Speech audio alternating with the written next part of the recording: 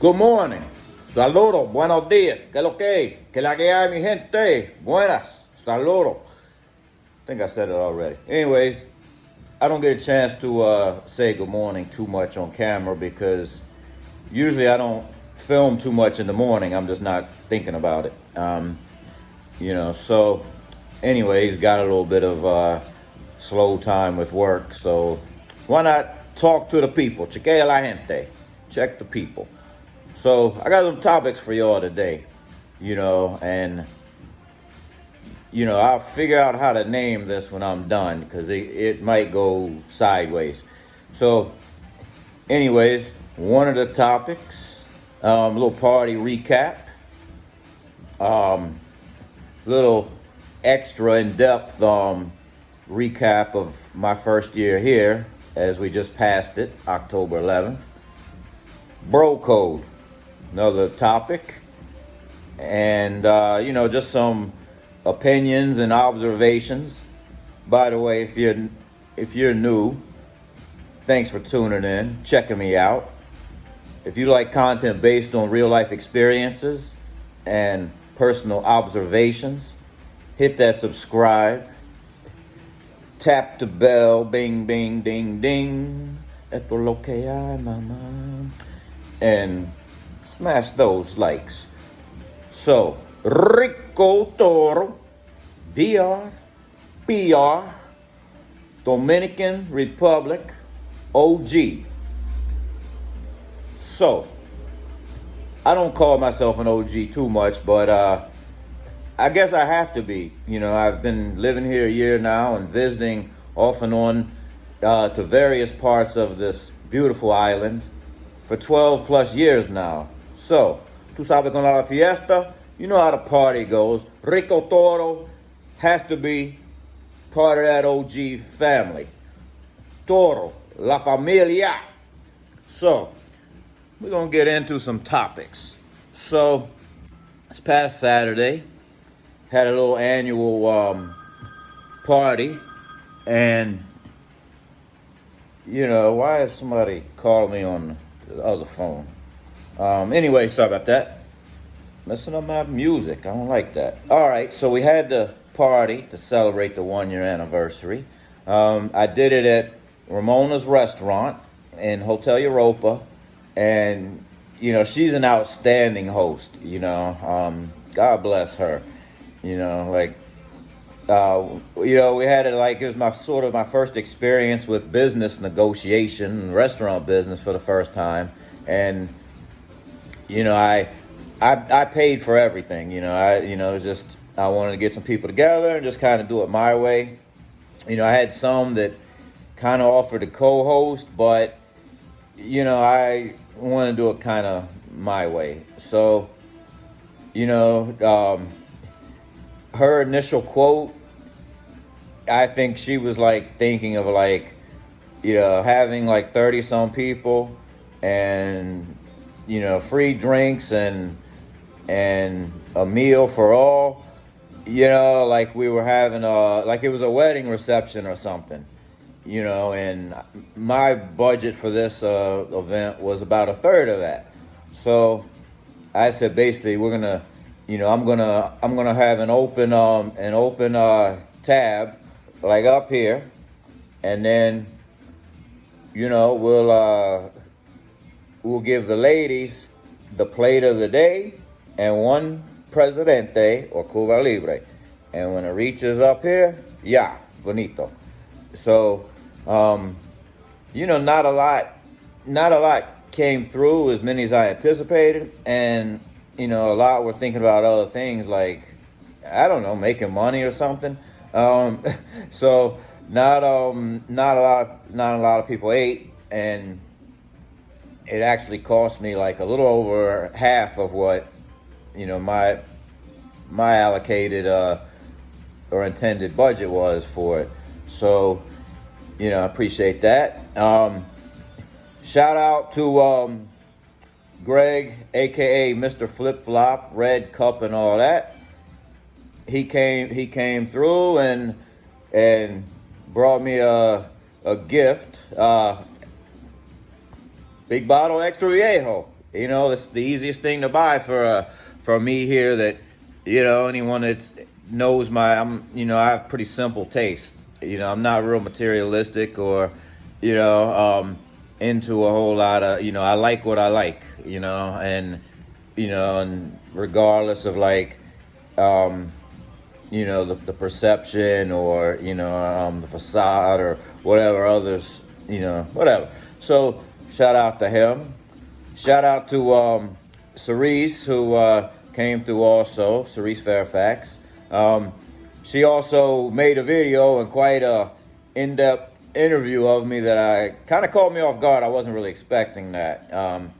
And that went on a little long, and I realized we kind of lost track of time. Curfew snuck up on me, and honestly, what probably would have been my guest for the night got away because the curfew snuck up on me, and I just wasn't even thinking along those lines. But if you happen to watch that video, the answer is no. The answer is no to the person near me that you may think was my guest or whatever. No, didn't end up that way. And so anyway, shout out to Cerise again. I'm going to put the link in the description of the video for those of you that haven't seen it yet and would like to see it. And also just a quick programming note. My email address is always in the description of my videos or on my channel page. So if you're coming to town, email me your name and WhatsApp contact. Make sure your WhatsApp is set up on your phone. And also if you have any like in-depth questions that require more than a couple of words for me to respond, please email me as well. I don't like doing long explanations in the comments. That's just my preference. But I am responsive to your emails. And so also shout out Tailor Made Dreams. He came through. And there was a couple other well-known YouTube guys in the area that were invited and may have been traveling or had other engagements, so they weren't able to come through. So shout out to those guys too. They know who they are. And so another like recap note for the year. One of the questions Cerise asked me was what were some of my struggles, and I really didn't think of this during the video, but I thought of it after the fact. Well, my experiences have been decent, not terrible so far with healthcare here, but I guess but it is a little bit challenging to kind of navigate, to some degree, especially being like we're in this kind of COVID time period. For instance, well, yesterday actually is a good example. I went to Puerto Plata to have a foot specialist check my foot, and one of my amigas that, for the most part, and you guys some guys may have seen her sitting next to me from time to time around town, and usually when she's with me, it's not for my sexual needs, but to help me in other manners or just good company. But anyways, she had an issue with the Chica Hotel with the water system. I said, come over here, you could shower up or whatever, and then she did that, and on her way out, I'm like, you want to help me? You want to do something to help me a little bit, because I look out for some for her efforts. And she's smart enough to do things that some others aren't. Many others are not more resourceful other than knowing how to open their legs.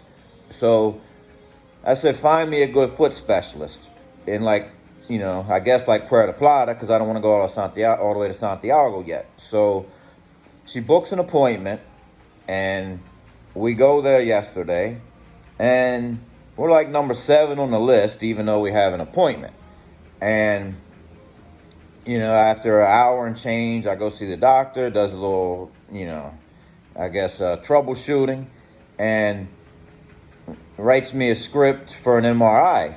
And it just so turns out, and we're at the big Centro Medico building in Puerto Plata. It's like everything from the hospital would have. It turns out that their radiology lab or whatever, it's closed for cleaning or maintenance or something to that degree. I didn't fully understand completely. So we get directed to go to this outside radiology lab. It's like 2 blocks away, no big deal. Go there, and they only had like 3 people in there, but I had to make an appointment. They wouldn't see me same day. So, have to go back Monday for that. But the thing is, where it's challenging is like, well, even I think for probably many of you guys without vision issues, the signs that direct you around, like things like hospitals and things, like, yeah, most of the time, even if it's in Spanish, we can understand, like emergency, emergencia. It's not really that hard to read the difference between Spanish to English or stuff like that. But the signs are so small, hard to make out sometimes. It's not well lit. And, having a buffer, which is why I brought the Amiga kind of, that could just ask questions. And then she even had to ask like 2 or 3 different people because, sometimes it's a big place and, it's like a maze moving around. So I think, like I've heard people say this before, when it comes to like taking care of any kind of business, real estate, buying a car, property, setting up a business, a bank account, sometimes it's good to have a buffer, Dominican buffer that you can somewhat trust, or in some cases truly trust, to just smooth things out a little bit. And so that was one of those things. So Monday next week, get my MRI and see what the next step is on that. So another thing kind of on the year recap is, I'm pretty disciplined, but I have to learn to say no more here, is what I realized. I don't mean no to just like, begging in the street or street vendors, things of that nature. I mean, in one video, I made it sound like I just say no to everybody except for contractors, but that's not the case, because I do contribute to people's street vendors and other people's hustles, and I do like to help out like some people that I've become familiar with that need a little extra help from time to time. But I need to say no in regards to just feeling the need to go out sometimes when maybe I should stay home and eat. Maybe I should just take an extra day or 2 off from drinking or partying a week.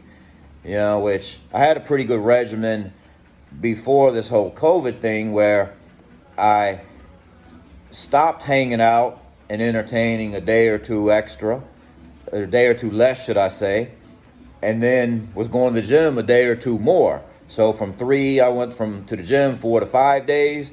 From 5 days of partying of some sort, basically, I cut that back to like 3. So, but then all hell broke loose kind of once we got in quarantine and we felt like we had so many restrictions. It just made it really easy, like sitting at home, to drink a little more, and then want a little bit of extra company from time to time. So that's one thing I learned about myself. I gotta say no more. And I'm gonna give you guys some statistics for my year here in a minute.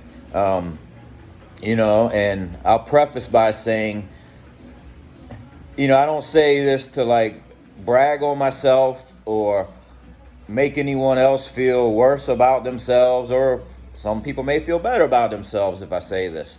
But, I'm going to drop you some statistics, my numbers in review in a minute. But I'm going to touch base real quick on the bro code thing, because a situation happened to me the other day, and,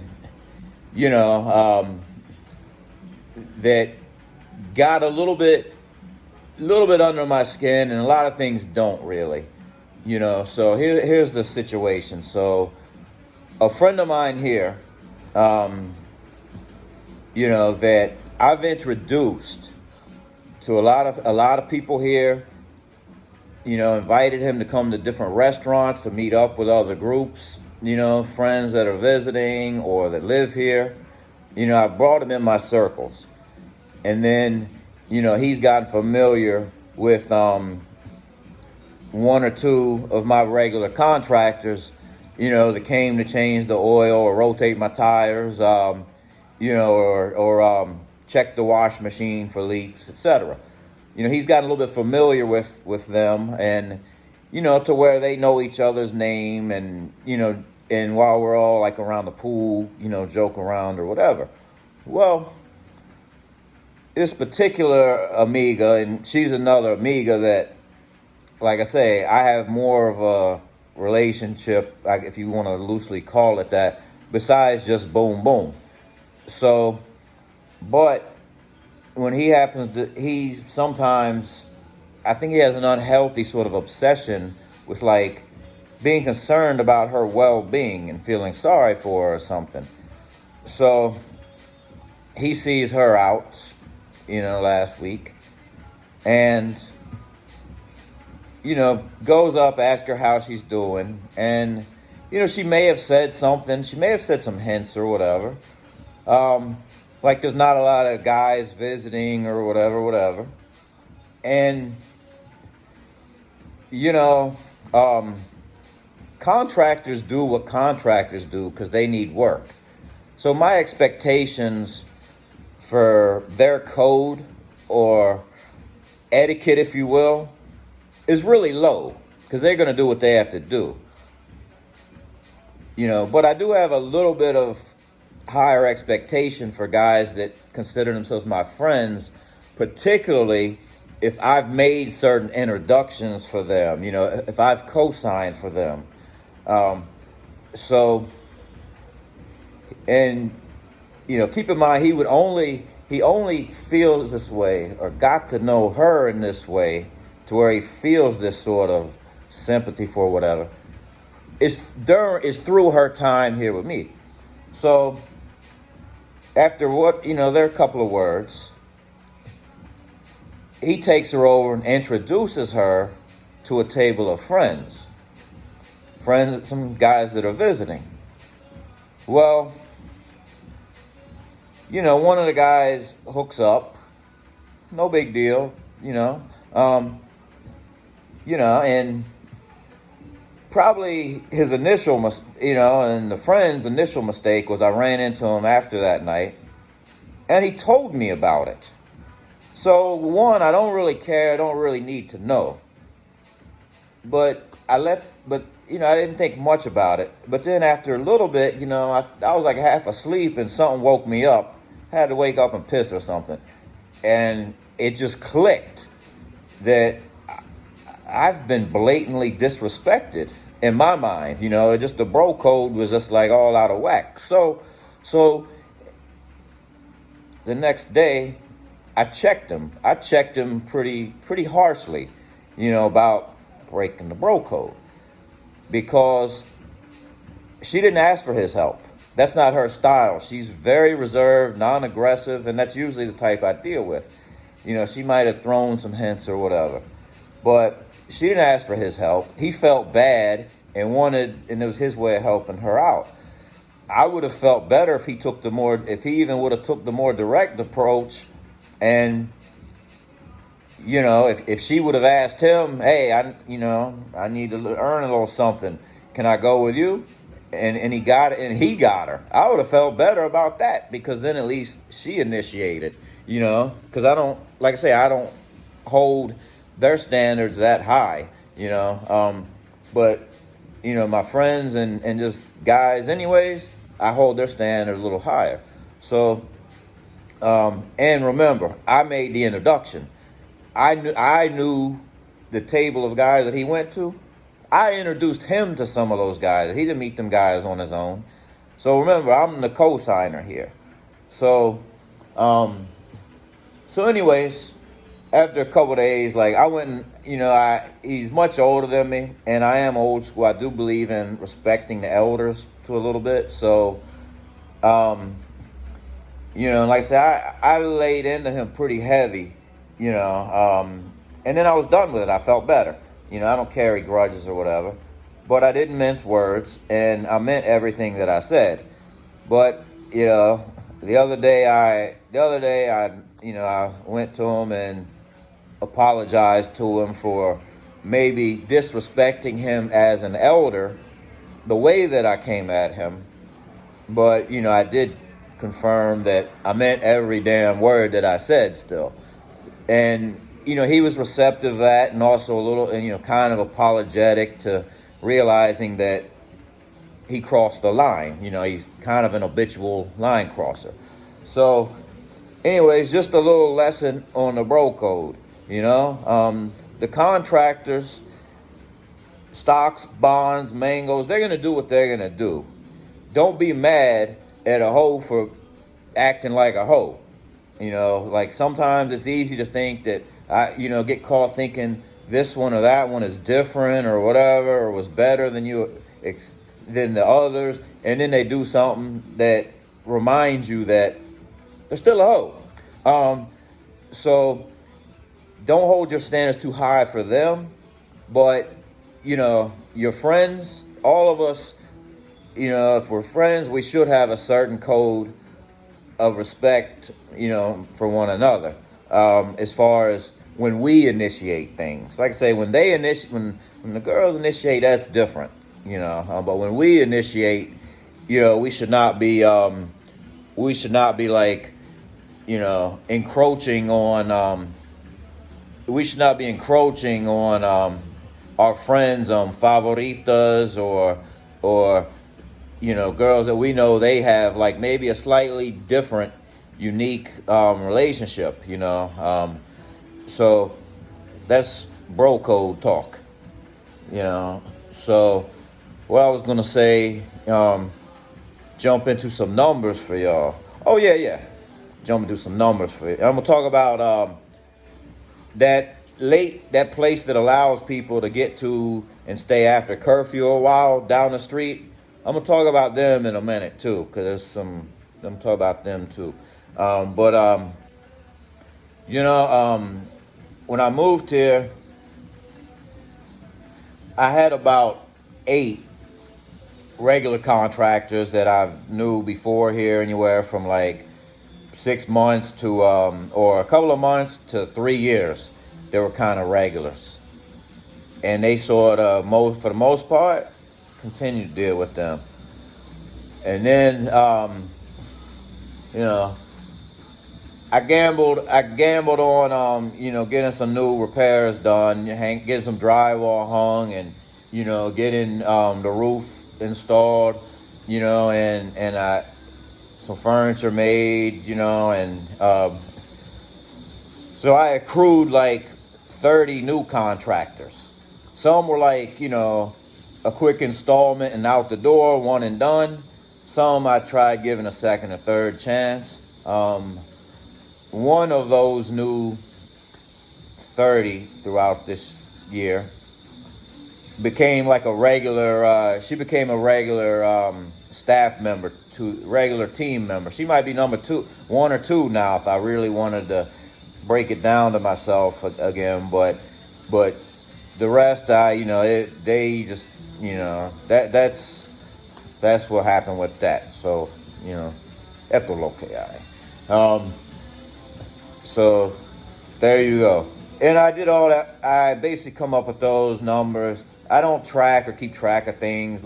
I do have friends that like live here and they keep track of like every peso they spend with every project, that they pay for, every contractor, every stock that they invest in, or when they buy a bushel of mangoes. They keep track of the who's, the what's, the how much throughout the course of the year.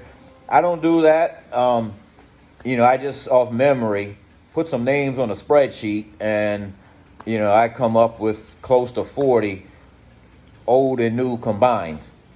Like I say, not to make you feel better or worse about your position. I'm just opening up and sharing. And so that's that, and this place, Envy, they've been really willy nilly lately with whatever's going on. They had the 500 pesos to enter, which is like $9 with today's exchange, and you would get like a drink credit for that, or food credit where you could apply 2-3 drinks or a plate, whatever. So you get 500 pesos credit with that, and then they recently they revoked that, and they were just charging 500 pesos to enter for nothing, just to enter, and then you pay out of pocket for your drinks on top of that. Like to me, I'm not the expert, but I'm guessing that I don't even think in Santiago, San Domingo, in your maybe in your best or even most exclusive clubs, I doubt they're even charging like a 500 peso cover. That just seems astronomical in this country. But there's some guys that are okay with that, because instead of looking at it as like that's too much to pay in Dominican Republic to enter somewhere, they'll compare it to the States and say, well, in New York or Chicago, it's $25 to enter, like, this club or that club. So $9, 500 pesos is nothing. So I'll do it. But I say, don't make those comparisons. Look at what is the market value for here. Because you're not there. It's not where you're from, it's where you're at. That's, how I look at that. So, with that being said, I still show my respects and give my love to the DMV, DC, Maryland, Virginia, Newark, New Jersey, and Orlando. But when it comes to market value of things, again, it's not where you're from, it's where you're at. And then, just for another thing for like, guys visiting here and stuff, during the week, I don't pop out a lot, for very long times, usually just to the gym and stuff, usually, if you don't hit me up and share a WhatsApp or something, usually shortly before curfew, an hour or two before curfew, you'll find me posted up at Ramona's bar outside by Hotel Europa. Often toward the end of the week and on weekends, or you may find me like at Mateo's, for a late Saturday or Sunday breakfast, or flip-flops for like a late Saturday or Sunday breakfast. I have no interest really in going to Roomba too much, because they're just too corporate for me. I don't like, I can't front. They do have a good menu. The food is good there. I just feel like it's a little pricey, and I don't like all those extra taxes. Ray, the owner, is mad cool. He's good people and a good businessman. I don't knock his hustle. I just choose other options, and I have been going there like once a week, sometimes twice, but for the most part, I'm not too thirsty to ever go there. Cause, so those high profile places, Roomba, and then there's what I call Roomba on the beach, where, they basically try to get anybody they think is on vacation to come to that one little area in the center of the beach. And but I don't, that's, usually if I'm at the beach, I might be out on the sand down from Treehouse, sometimes at Treehouse, sometimes Fast Freddy's and Bo Rake's spot. But I don't go to a lot of, I don't go to a lot of those high profile places like very often. So there you go. You got my email. You can always drop me a message with questions. Hit that subscribe, y'all, if you haven't already. You could drop me to WhatsApp when you're coming down, or you can find me again at those places I mentioned, Ramona's, Mateo's, Flip Flop. So there you go. Some little updates. Oh yeah, I'm gonna give my opinion on something too.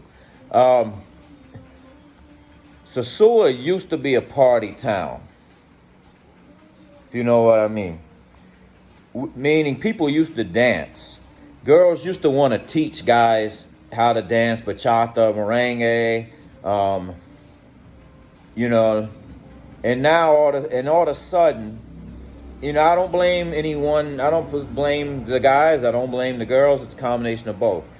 And it's also a combination of the government here, because they turned what used to be party places into just restaurants where they don't want you moving around. I mean, forget about COVID for a minute if you can. I'm talking even before COVID. Like, Roomba used to be a place where people would dance. Classicals people used to dance a lot. But in my idea of dancing, shaking your ass just for bait, to try to get a sale, try to get the business, it's not dancing. That's just shaking your ass. But and like Envy, basically it was started off as supposed to be like a resort, a family timeshare kind of place. Well, they just turned that into a fucking whorehouse. That's really all that is. And even the disco up there, men and women, go there. They don't really dance. They just sort of posture up. They post and posture, and ignorant dummies want to make it rain, and, unnecessary shit, that they don't have money to do in the States for, or even if they do, it just shows a lack of appreciation and a lack of understanding of the culture here. So, like I say, Sosua went from a party town to a prostitution assembly line. You can soundbite me on that one if you will. So, anyways, thanks again for tuning in. Subscribe, bell, like, share, all that good stuff. And again, Cerise Fairfax interview with me is on her channel, but I'll share the link in the description as well. Stay blessed, y'all. Be good.